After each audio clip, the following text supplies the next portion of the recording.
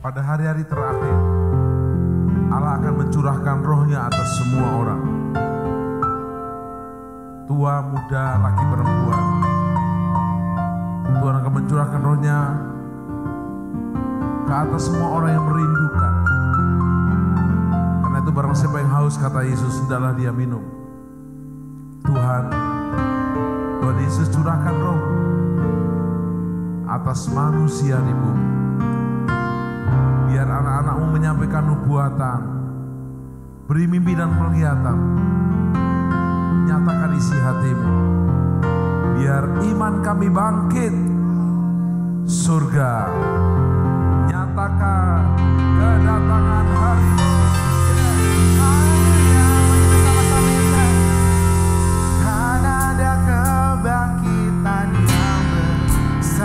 Dengan sang hatimu, karena ada pemulihan diberikan. Kami percaya Tuhan, karena ada kebangkitan yang besar, yang berseru kepada Yesus diselamatkan. Mari kita sama-sama tepuk tangan. Kami percaya Tuhan, Kau akan curahkan roh-Mu Tuhan, akan curahkan kuasa-Mu Tuhan. Percaya di revival akan terjadi, kebangunan rohani akan terjadi. Tuhan curahkan roh-Mu atas manusia di bumi. Biar anak-anak-Mu menyampaikan nubuatan.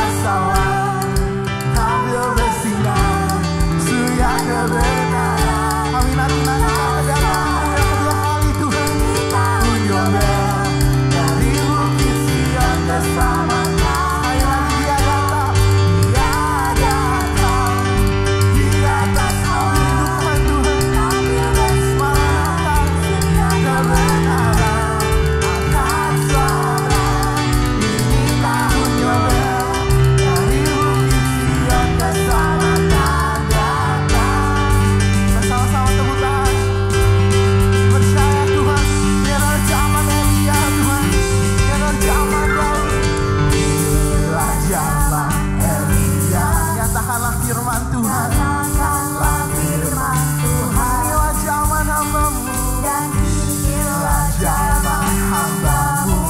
Musa kebenaran dipulihkan. Amin Tuhan. Dan itu zaman ujian, cobaan, kegagalan dan kelaparan. Di belakang kita akan tetap berseru, jangan lagi Tuhan. Ada kami di atas awan, sambil bersinar, segala kebenaran akan suara di tahun Yobel. Dari bukti Sion bersama dari awal. Kami percaya ini adalah zaman Yeskiel Tuhan. Sama-sama nyanyikan. Inilah zaman Yeskiel, tulang kering dihidupkan. Dan inilah zaman restorasi pondok daun terjadi Tuhan. Dan inilah zaman Tuhan, besarlah dan menguning di dunia. Kami telah bekerja di kebun anggur, nyatakanlah firman Tuhan. Tiada kami di atas awan, sambil bersinar, surya kebenaran akan suara. Ini tahun Yobel, dari bukti Sion bersama. Tiada kami di atas awan, sambil bersinar. Persiapkan Tuhan, di umat-Nya ada sekarang. Ini tahun Yobel, dari bukti Sion bersama. Desogalah Jehovah, desogalah Jehovah, desogalah Jehovah, desogalah Jehovah, desogalah Jehovah, desogalah Jehovah, desogalah Jehovah, desogalah Jehovah, desogalah Jehovah, desogalah Jehovah,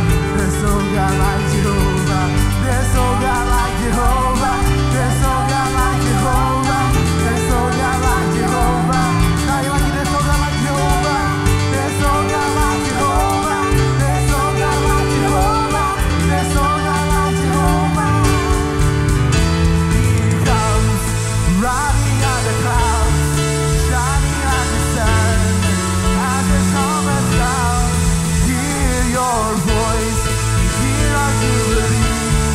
Out of Zion's hill, salvation. Now behold, behold, He comes riding on the clouds, shining like the sun, as the trumpets call. I hear your voice, I hear our jubilee.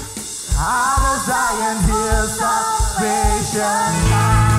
Tiada kami di atas awan, sambil bersinar. Terima kasih Tuhan, kebenaran akan suara. Ini tahun Yobel, dari bukti Sion bersama. Yang telah ada, yang ada, yang akan,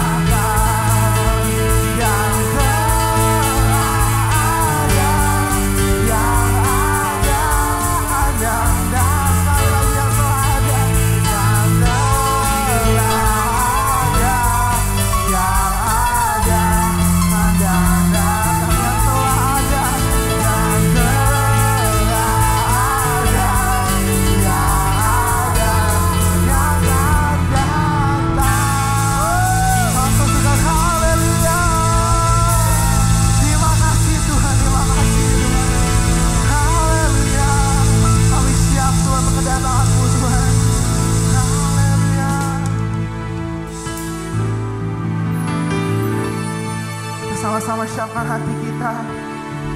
Roh Kudus hadir di tengah-tengah kita, di rumah kita masing-masing, tempat kita masing-masing. Roh Kudus ingin menjamah Engkau pada hari ini. Mari kita buka hati kita. Roh Kudus, Kau hadir Kudus, ku mengasihimu. Kau lembut, kau manis, kaulah penghiburku, penolongku, diutus Bapakku. Roh Kudus, kau hadir di sini. Roh Kudus, kau hadir di sini. Roh Kudus, ku mengasihimu. Datanglah Roh Kudus. Kau lembut, kau manis, kaulah penghiburku, penolongku, diutus Bapa. Jemaat Tuhan, mari kita sama-sama buka hati kita. Buka hati untuk Roh-Mu Tuhan. Jamah kami sekarang Tuhan. Buka hati menyembah-Mu Yesus. Jamahlah kami, penuhi kami dengan kuasa Allah Maha Tinggi. Dengan sungguh-sungguh mari kita sama-sama nyanyikan. Roh Kudus, kau hadir di sini. Amin Tuhan. Roh Kudus, kami undang Kau Roh Kudus. Kau Holy Spirit. Kau lembut, kau manis, kaulah penghiburku, penolongku, diutus Bapa. Kita sama-sama buka hati kita. Buka hati untuk Roh-Mu Tuhan. Buka hati menyembah-Mu Yesus. Jamahlah kami, penuhi kami dengan kuasa Allah Maha. Buka hati untuk Roh-Mu Tuhan.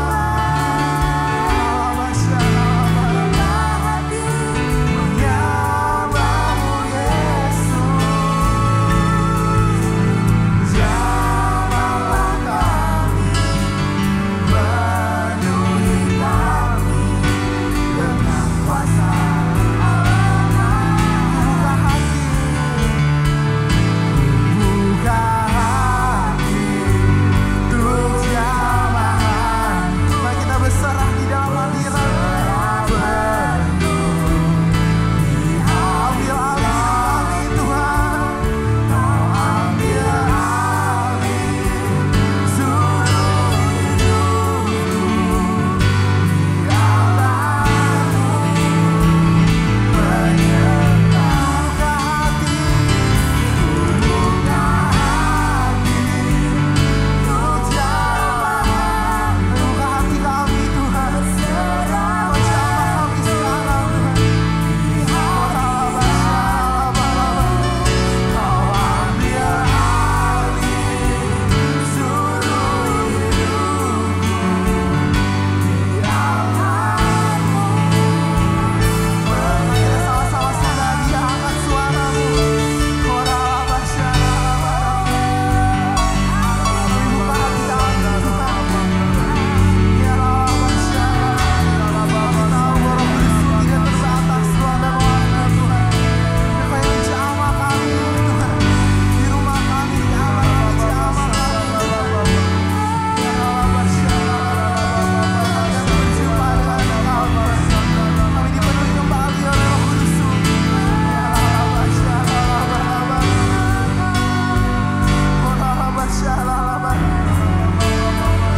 Kami haus selama akan Engkau Tuhan. Penuhi kami Roh Kudus, penuhi kami Roh Kudus.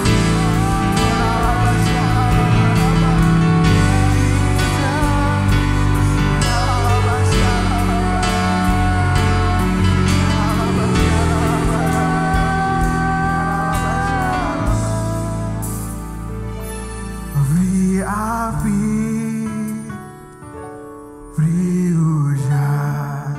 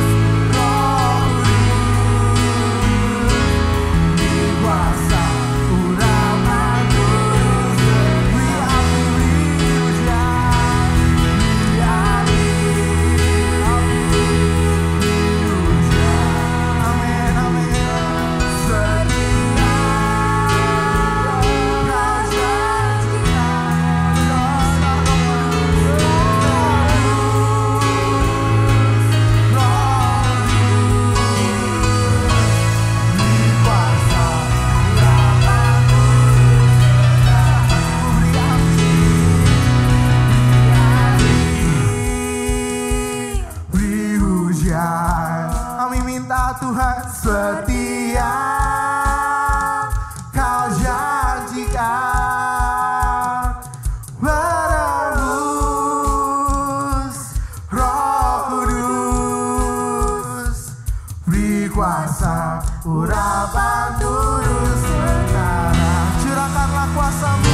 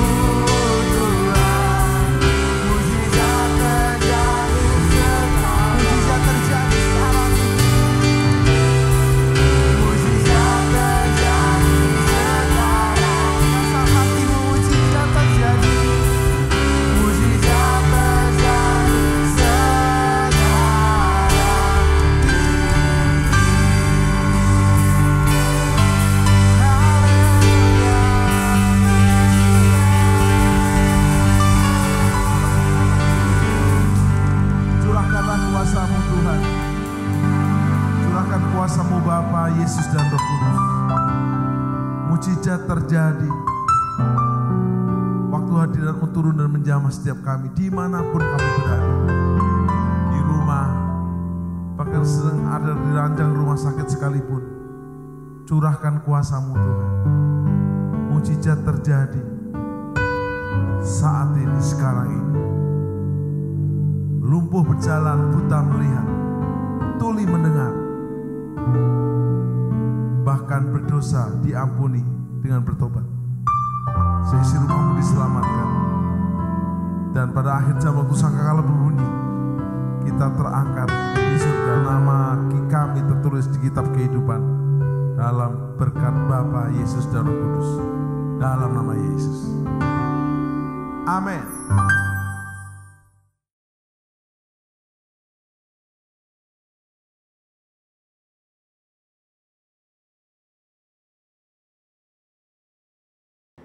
Shalom saudara terkasih, hari ini kita akan membahas hal yang sangat relevan di dalam kehidupan generasi anak-anak muda. Dan tentunya juga memberikan kekuatan kepada setiap kita yang mendengar. Di tengah dunia yang serba cepat perubahannya, akibat yang ditimbulkan adalah ketidakpastian akan masa depan dan adanya perasaan fear of missing out atau FOMO. Inilah yang seringkali saya tanyakan pada diri saya sendiri sebagai anak muda. Nanti ke depannya bagaimana ya hidup saya? Apakah akan berjalan baik? Apakah saya bisa memenuhi kebutuhan sehari-hari? FOMO ini adalah perasaan gengsi atau merasa kurang update dengan kejadian-kejadian yang berubah setiap hari. Bagaimana kita bisa lepas dari perasaan-perasaan ini dan mengalami kemenangan di dalam kehidupan? Dalam edisi Voice of Pentecost kali ini, kita akan membahas tentang dalam Yesus ada kepastian. Di dalam Alkitab, kita menemukan banyak tokoh-tokoh yang juga mengalami masalah dan tantangan dalam usia muda mereka. Kali ini, tokoh yang akan kita bahas adalah Yusuf. Saudara, coba bayangkan, sedari muda Yusuf mengalami penolakan dari saudara-saudaranya. Dia dibenci begitu rupa sampai dijual menjadi budak oleh saudaranya sendiri. Dia harus berusaha keras bertahan hidup di tanah asing. Sesudah dipercaya menjadi kepala rumah oleh Potifar, dia difitnah dan harus masuk penjara bertahun-tahun sebelum janji Tuhan digenapi dalam hidupnya. Lalu, apa yang bisa kita pelajari dari kehidupan Yusuf? Hal yang dapat kita pelajari adalah orang yang hidup benar, langkah hidupnya ditetapkan oleh Tuhan. Hal ini dituliskan dalam Mazmur 37 ayat 23. Bagaimana Yusuf tidak meninggalkan iman percayanya kepada Tuhan. Dia terus memiliki hubungan yang dekat dengan Tuhan. Di situ Yusuf menemukan kekuatan untuk bertahan dan terus percaya kepada janji-janji Tuhan. Dari sini dapat kita lihat bahwa orang yang hidupnya benar akan terus diproses oleh Tuhan agar siap menjalani panggilan hidup yang telah ditetapkan Tuhan. Selanjutnya, yang dapat kita pelajari bahwa Yusuf bisa saja khawatir dan ketakutan akan masa depannya. Tetapi Yusuf mengerti Allah lah yang membuat segalanya menjadi baik. Saudara, kalau saya jadi Yusuf, saya bisa menjadi stres hingga depresi. Bagaimana tidak? Dari kecil sudah dibuang oleh saudara sendiri, menjadi budak di tanah asing, lalu difitnah dan dipenjara. Di kacamata manusia, masa depan Yusuf itu suram dan tidak ada harapan lagi. Tetapi disitulah letak iman bekerja. Dalam Roma 4 ayat 18a berkata, sebab sekalipun tidak ada dasar untuk berharap, namun Abraham berharap juga dan percaya. Hari ini, di tengah masalah dan tantangan yang ada, kita perlu memiliki hubungan yang erat dengan Tuhan dan terus percaya kepadanya bahwa manusia bisa mereka-rekakan yang jahat, tetapi Tuhan sanggup mengubah menjadi kebaikan bagi kita semua. Tuhan Yesus berkata dalam Matius 6 ayat 31, "Mengapa kamu khawatir soal pakaian? Apakah yang akan kami makan? Apakah yang akan kami minum?" Perkataan Tuhan Yesus sangat relevan dengan generasi muda dan kita semua hari-hari ini. Bukankah ini yang dikhawatirkan oleh anak-anak muda sekarang? Bisa tidak ya saya mendapat pekerjaan? Bisa tidak ya saya mencukupi kebutuhan sehari-hari saya? Justru seharusnya generasi muda yang hidupnya di dalam Tuhan memiliki optimisme dan kepercayaan penuh kepada Tuhan bahwa Dia sanggup memelihara kita bahkan di tengah kondisi kekeringan sekalipun. Matius 6 ayat 33 dengan jelas berkata, "Carilah dahulu kerajaan Allah dan kebenarannya, maka semuanya itu akan ditambahkan kepadamu." Tapi apa ya maksudnya? Maksudnya adalah kita harus berusaha dengan sungguh-sungguh agar kuasa dan hadirat Allah termanifestasikan dalam hidup kita. Melalui Roh Kudus, kita berusaha untuk mentaati perintah Kristus. Hidup benar, tidak hidup dalam dosa, bekerja dengan cara yang benar, maka berkat Tuhan akan tercurah untuk mencukupi kehidupan saudara dan saya. FOMO terjadi karena adanya rasa tidak puas dan tidak pernah merasa cukup akan apa yang dimiliki seseorang dan fokus kepada pencarian duniawi semata. Tertulis dalam Kolose 3 ayat 2 bahwa pikirkanlah perkara yang di atas bukan yang di bumi. Sembari kita bekerja, bersekolah, dan berusaha di dunia ini, Alkitab juga mengajarkan untuk mulai membangun kehidupan kekal kita dari sekarang. Tuhan sendiri mengajarkan secara langsung kepada murid-muridnya dalam doa Bapa kami. Berikanlah kami pada hari ini makanan kami yang secukupnya. Dari sini kita tahu bahwa yang Tuhan kehendaki adalah hidup dengan ucapan syukur dan secukupnya. Selain itu, Paulus juga memberikan nasihat kepada Timotius tentang ibadah yang disertai dengan rasa cukup akan memberikan keuntungan yang besar. Jadi, kesimpulannya adalah setiap generasi akan memiliki masalah dan tantangannya sendiri-sendiri. Tetapi janji firman Tuhan adalah ya dan amin bagi semua orang yang percaya. Sekalipun janji Tuhan tampaknya belum digenapi, kita belajar untuk terus berharap hanya kepada Tuhan Yesus sesuai dengan firman-Nya. Di dalam Tuhan Yesus ada kepastian mengenai masa depan kita di tengah dunia yang serba tidak pasti. Bagian kita adalah berpegang terus pada firman yang Tuhan perintahkan. Saudara, untuk penjelasan lengkapnya dari tim teologi kami, silahkan klik link yang ada di atas atau scan QR Code yang tersedia. Salam integritas, Tuhan Yesus memberkati.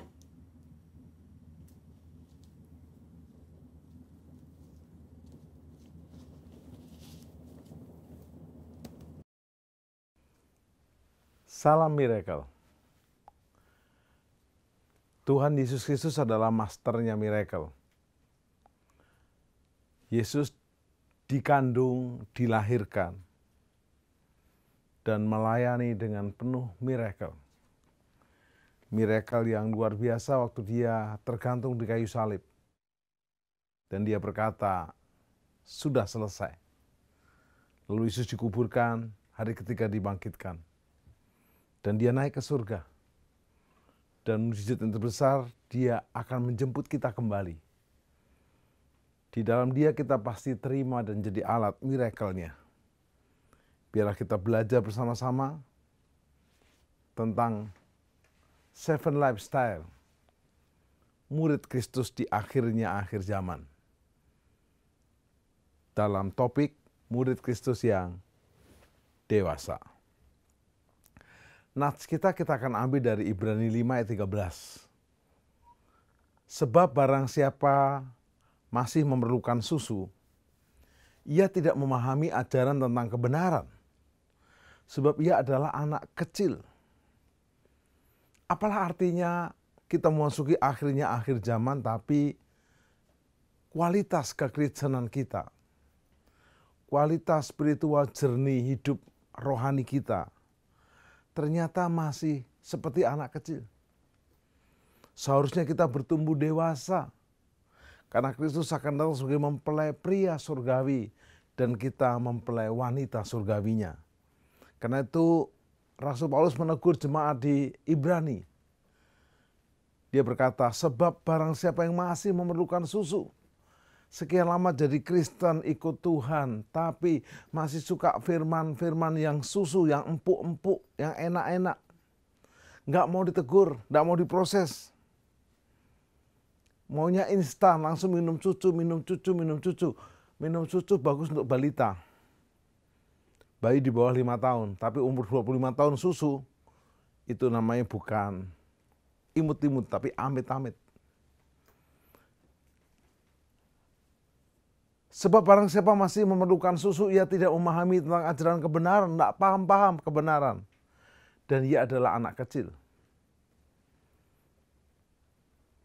Kekasih-kekasih Tuhan, tidak lama lagi Kristus akan datang kembali, suka atau enggak suka. Ready or not, Jesus coming soon. Pada kedatangannya yang pertama, Kristus datang sebagai bayi yang lahir melalui perawan Maria di Bethlehem di tanah Yudea sebagai juru selamat kita. Yesus itulah satu-satunya penolongku yang kudus. Dia berjanji akan kembali. Yesuslah jalan, kebenaran, dan hidup. Namun pada kedatangannya yang kedua kala, Kristus akan datang sebagai pengantin laki-laki yang siap menjemput mempelai wanitanya, saya dan saudara. Dari berbagai gereja kita nggak lagi ditanya sinode mana, rayon mana, gereja lokal di mana, enggak. Sudah siap jadi mempelai wanita surgawinya atau belum? Mempelai wanita ini berbicara tentang gereja Tuhan, umat Tuhan, saya dan saudara. Yang dewasa rohaninya. Bukan orang Kristen yang rohaninya masih kanak-kanak. Saya sudah berpuluh-puluh kali melayani pemberkatan nikah. Saya belum pernah ketemu mempelai datang masih kanak-kanak. Om pendeta mau menikah, nggak ada, langsung saya suruh pulang. Walaupun tampilannya dewasa, saya masih cek jiwanya dewasa atau tidak. Saya tanya, udah pernah berantem sebagai pacar dan tunangan? Oh belum, pulang dulu berantem dulu, tahu caranya berantem dan cara berhenti berantem. Harus dewasa. Harus mulai ada tanggung jawab dan siap bertanggung jawab. Tapi kalau kanak-kanak sukanya main-main dan main-main. Karena tegas dikatakan di Wahyu pasal yang ke-11, Kristen yang di halaman, yang suka main-main, tidak mau masuk ruangan kudus, apalagi mau kudus. Biarkan, tinggalkan, jangan diukur. Dia akan diserahkan kepada antikris. Siapakah kita yang boleh menyambut kedatangan sang mempelai laki-laki? Yesus sebagai mempelai pria surgawinya.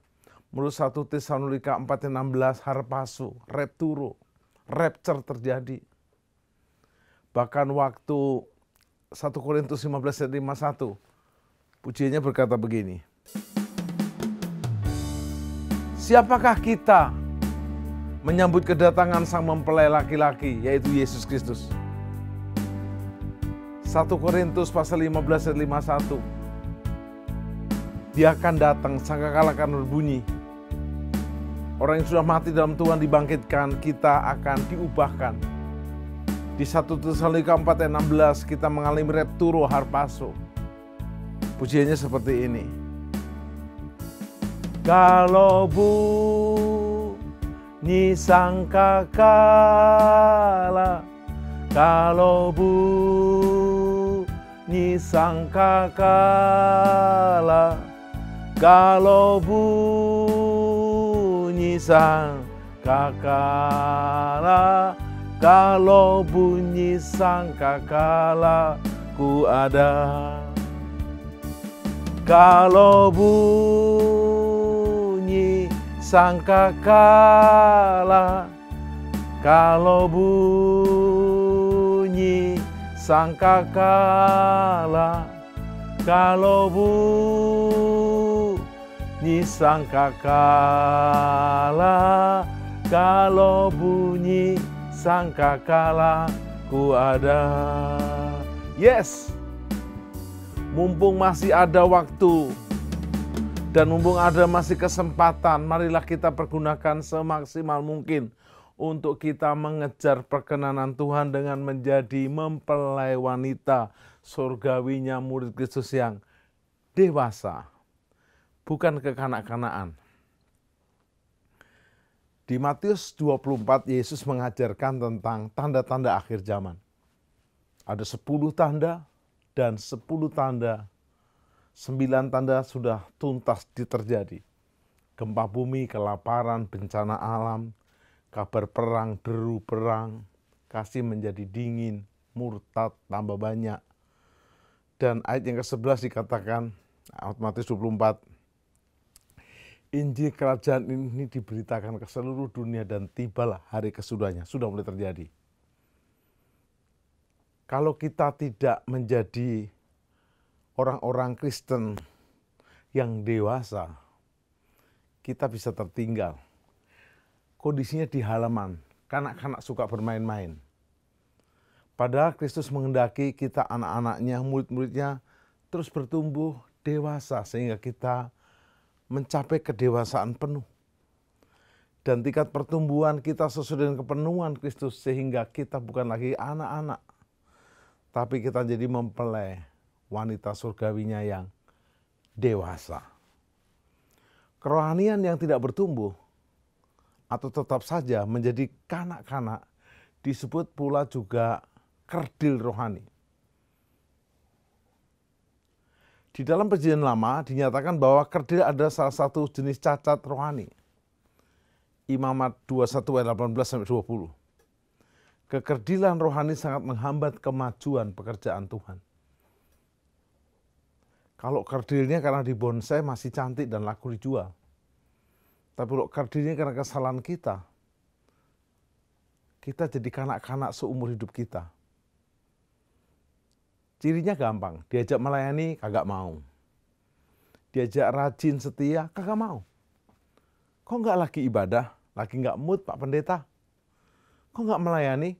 Lagi nggak enak hati. Banyak orang Kristen yang sekalipun sudah mengikut Tuhan selama bertahun-tahun, tetapi tetap kerdil rohani.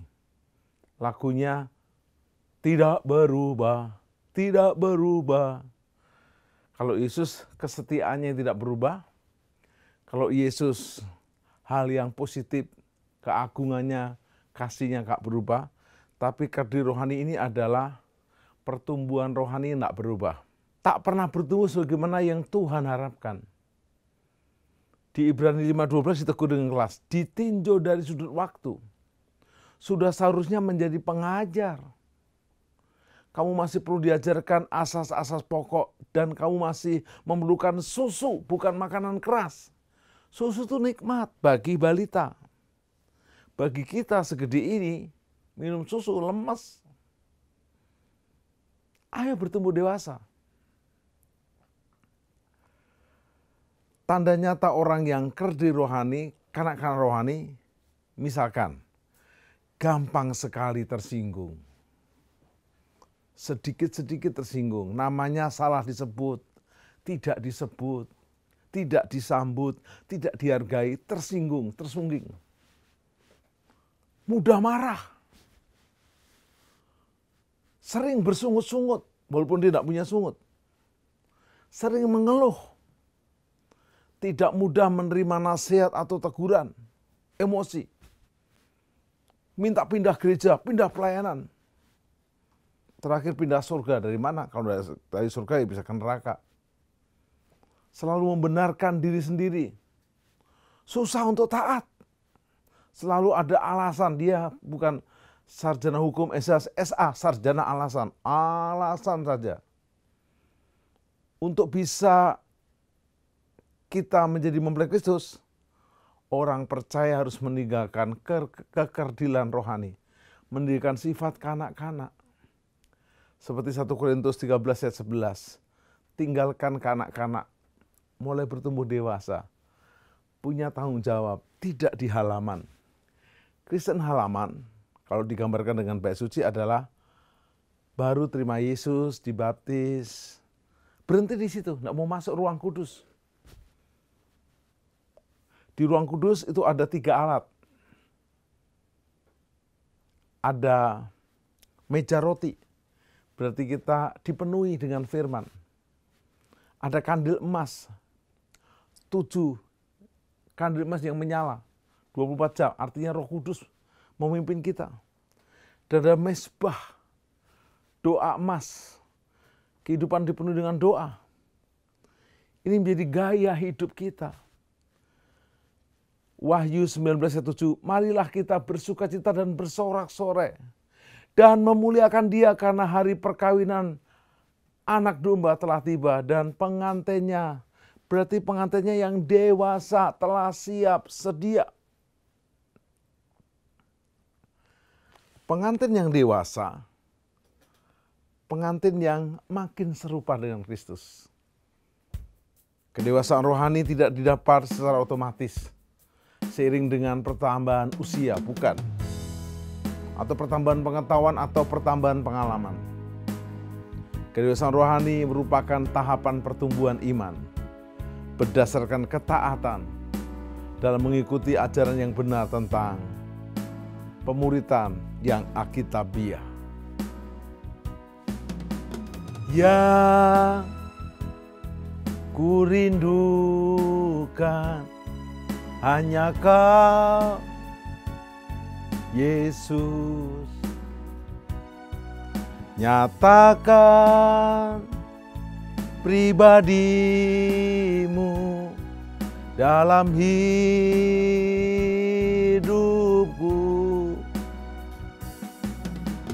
Yang ku rindukan hanya Kau, Yesus.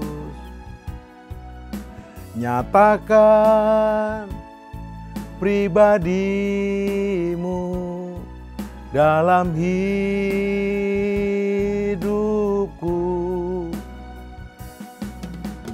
Yang ku dambakan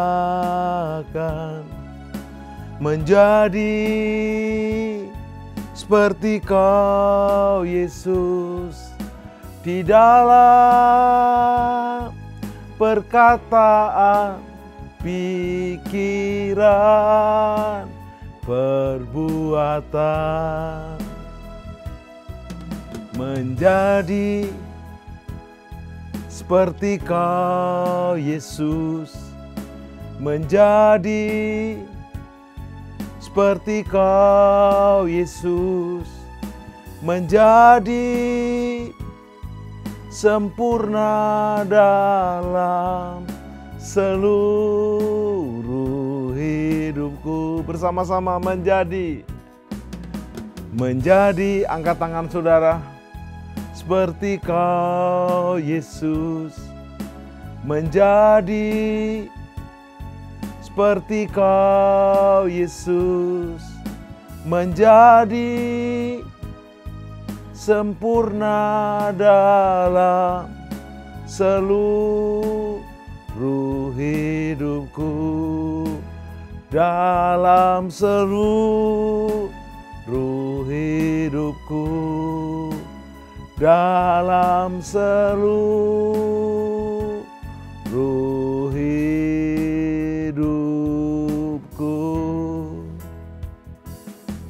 Kekasih-kekasih Tuhan, kedewasaan rohani tidak didapat secara otomatis.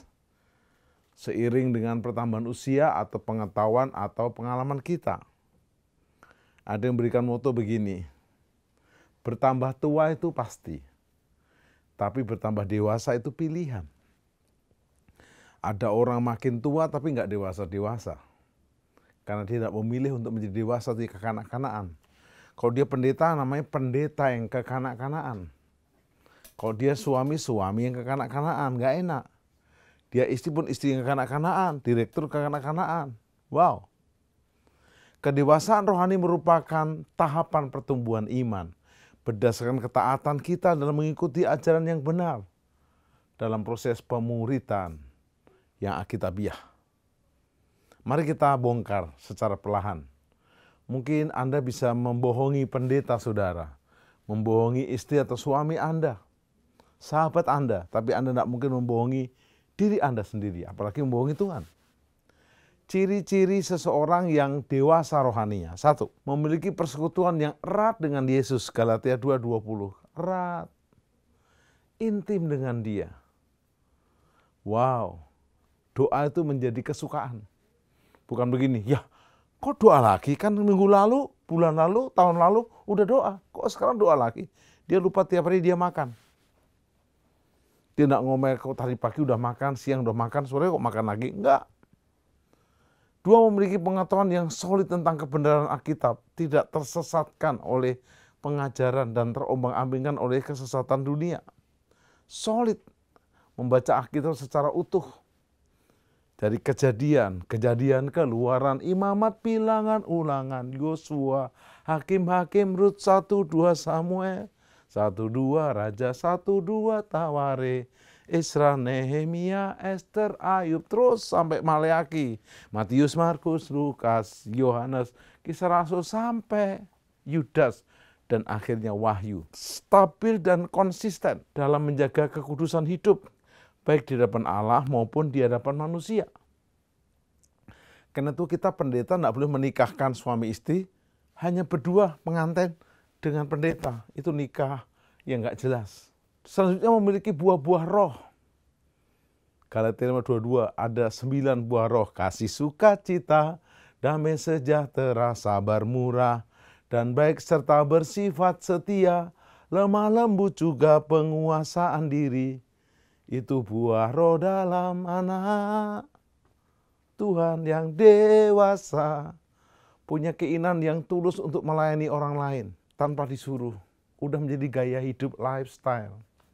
Menghasilkan buah pelayanan, buah jiwa. Punya standar hidup yang jelas, berkualitas untuk melayani Allah. Yang terutama menjadi serupa dengan Kristus. Seperti pujian tadi. Menjadi seperti Kau Yesus. Menjadi seperti Kau Yesus di dalam perkataan, pikiran. Jadi seperti Yesus karena kita mempelai wanita surgawinya. Pertanyaannya, mengapa kita harus menjadi dewasa rohani? Bertumbuh menjadi dewasa dalam Kristus merupakan tahapan rohani yang diharapkan bagi semua orang Kristen dan orang percaya. Itu tahap demi tahap. Tambah hari, tambah cinta Yesus. Cinta Yesus selamanya. Tambah hari, tambah ku percaya pada Dia. Tambah hari, tambah benci dosa. Dosa kecil, dosa besar, dosa tanggung. Pokoknya semua dosa. Tambah hari, tambah ku setia. Jadi Anda harus mengalami pertambahan, pertumbuhan. Tanpa kedewasaan rohani tidak akan ada kepemimpinan.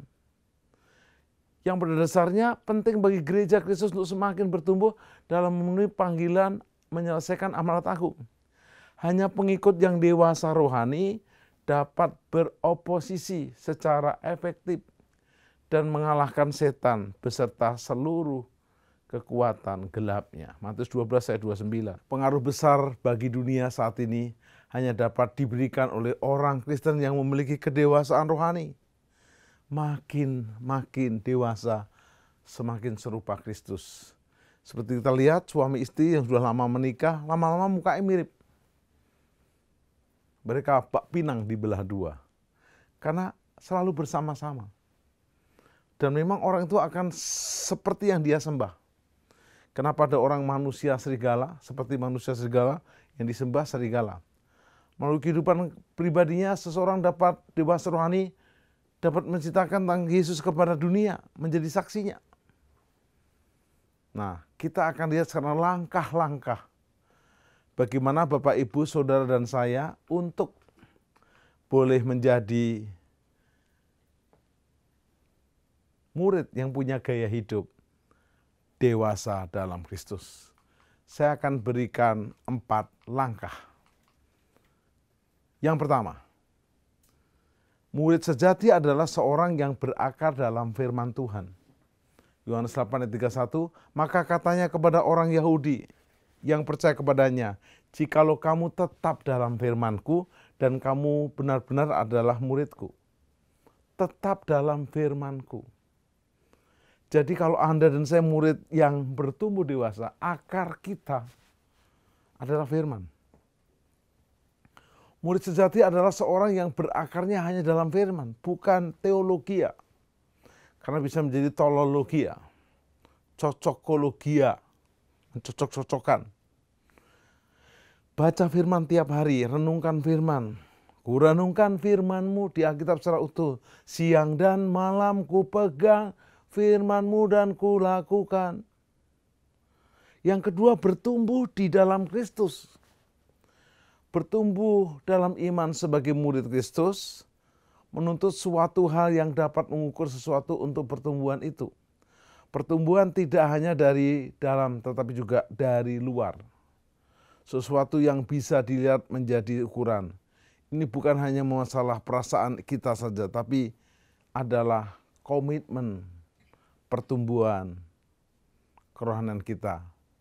Semakin bertumbuh dalam Kristus.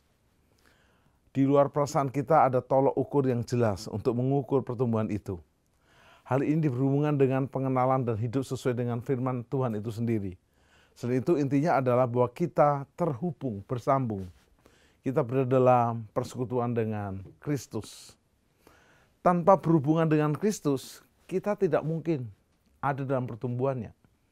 Yesus menyatakan jelas di Yohanes 15 ayat 4 dan 5.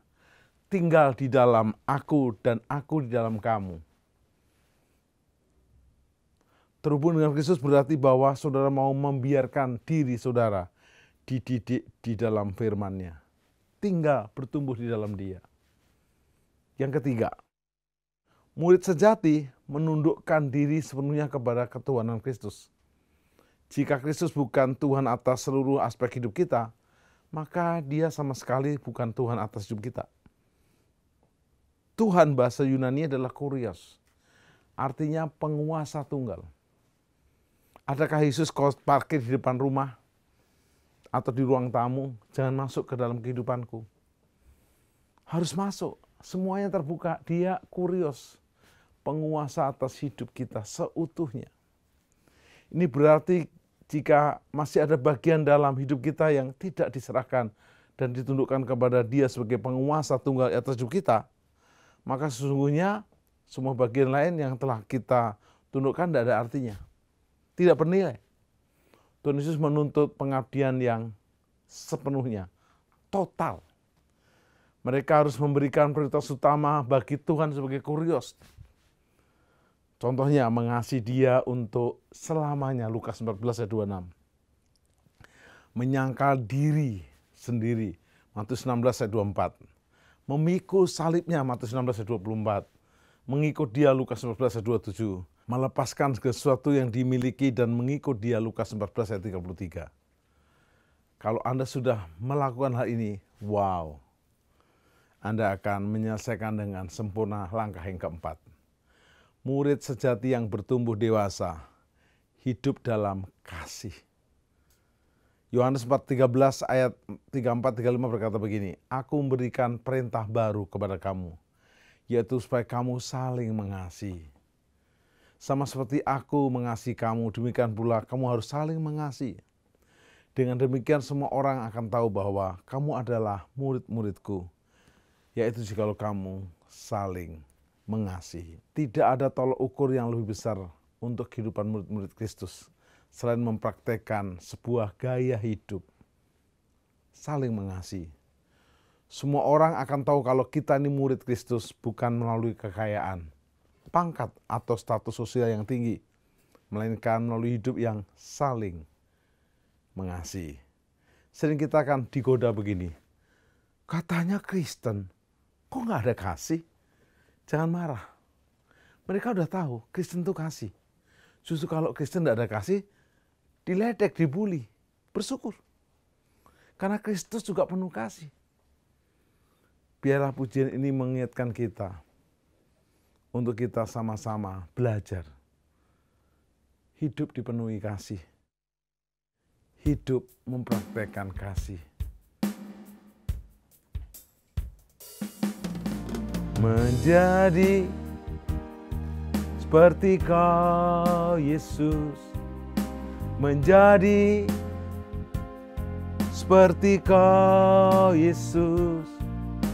Menjadi sempurna dalam seluruh hidupku, dalam seluruh hidupku, dalam seluruh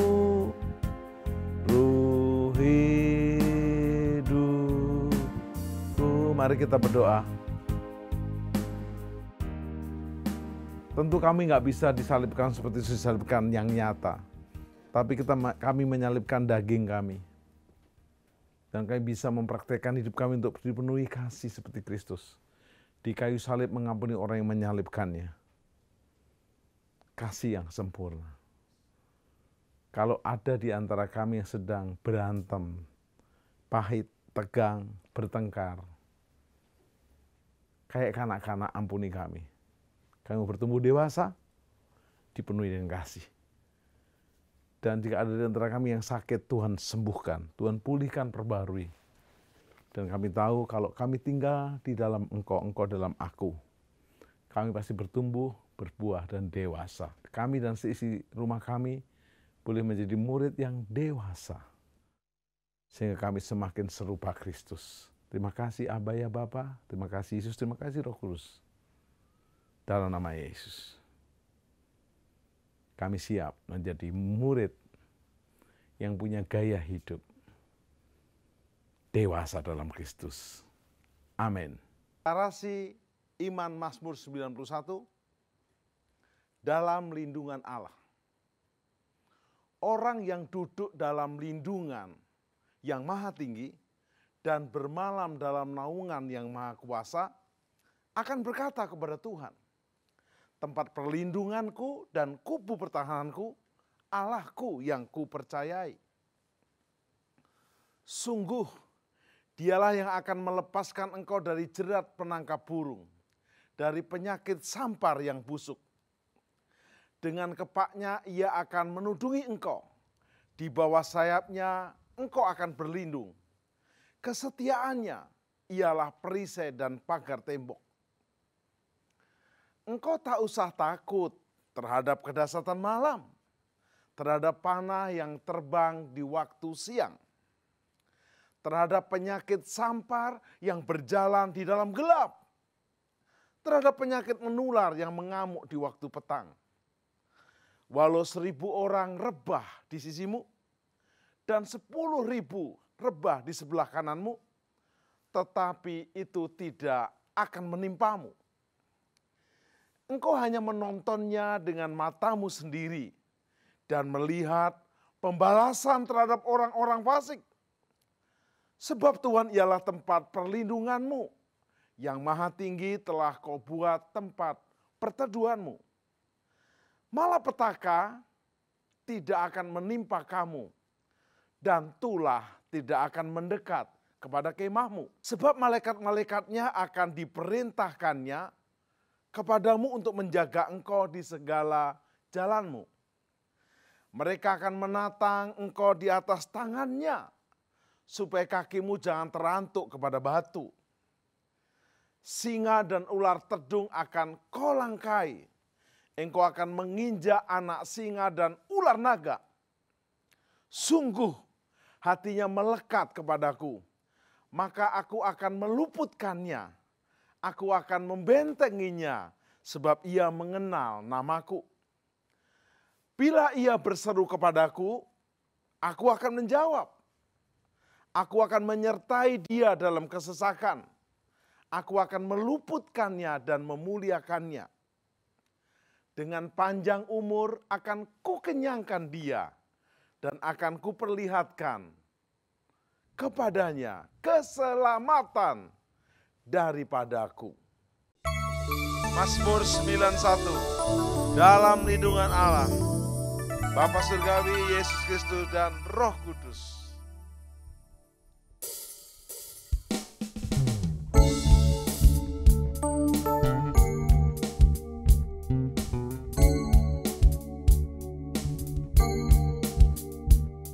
Orang yang duduk dalam lindungan yang maha tinggi dan bermalam dalam naungan yang maha kuasa,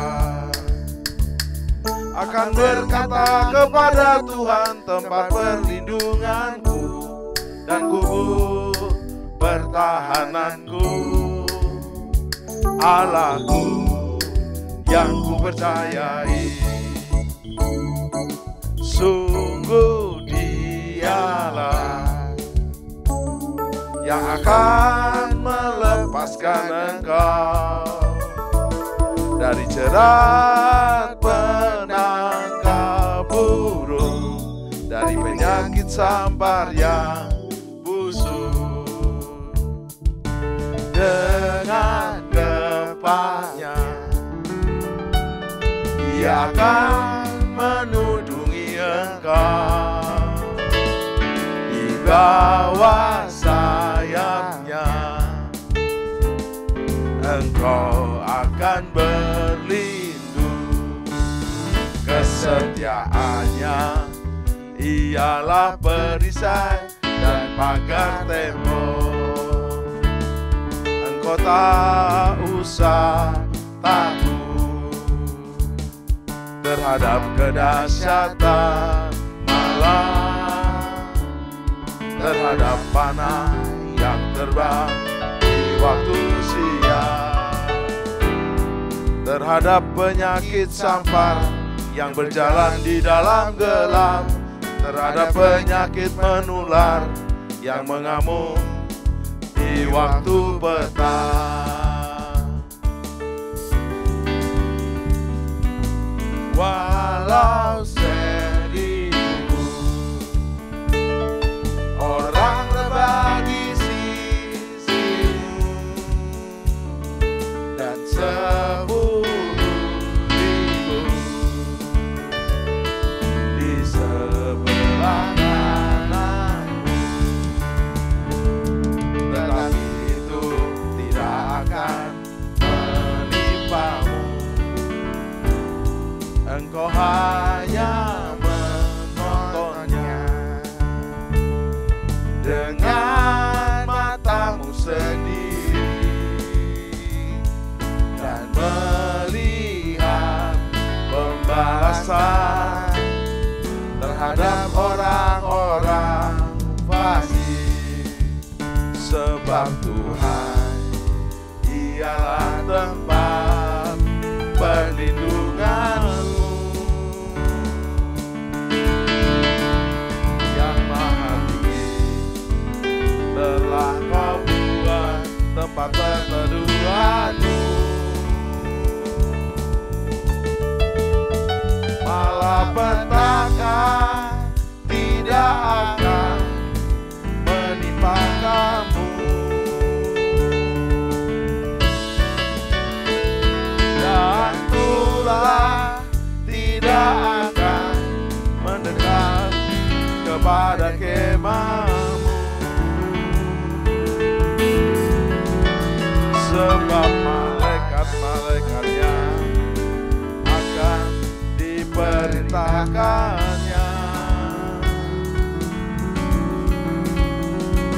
kepadamu untuk menjaga engkau di segala jalanmu. Mereka akan menatang engkau di atas tangannya, supaya kakimu jangan terantuk kepada batu. Singa dan ular teduh akan kau langkahi, kau akan menginjak anak singa dan ular naga. Sungguh hatinya melekat kepadaku, maka aku akan meluputkannya. Aku akan membentenginya, sebab dia mengenal namaku. Bila ia berseru kepadaku, aku akan menjawab. Aku akan menyertai dia dalam kesesakan. Aku akan meluputkannya dan memuliakannya. Dengan